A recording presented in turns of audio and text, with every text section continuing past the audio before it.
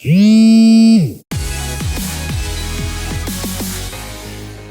chauffard de Lorient, toujours en fuite, un appel à témoins a été lancé par la police du Morbihan pour retrouver l'individu et sa passagère.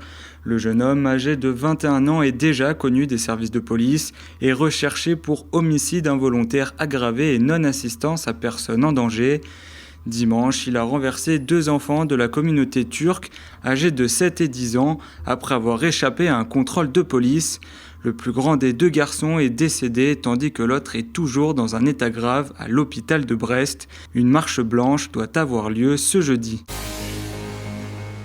CHU de Rennes, le personnel urgentiste une nouvelle fois agressé ce lundi. Parce qu'elle attendait depuis trop longtemps, une jeune patiente s'en est pris à un médecin, une infirmière et 2 aides-soignants. Blessés, les 4 soignants ont déposé plainte au commissariat. Un incident qui intervient alors que les personnels sont mobilisés depuis 3 semaines, notamment dans les hôpitaux de Rennes, Vannes, Morlaix, Lannion et Brest. Un élevage morbihanais de 185 poules pondeuses dans le viseur de l'association L214. Cette dernière revient à la charge, vidéo à l'appui, pour dénoncer les mauvaises pratiques de l'agriculture intensive. Les images montrent des volailles entassées les unes sur les autres sans percevoir un seul rayon de soleil. Des cadavres en décomposition jonchent le sol.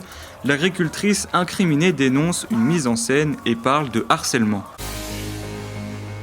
Voici les images surprenantes d'un phénomène assez rare. Ce lundi vers 15h, le ciel s'est vite assombri sur l'île d'Ouedic, laissant apparaître une trombe marine.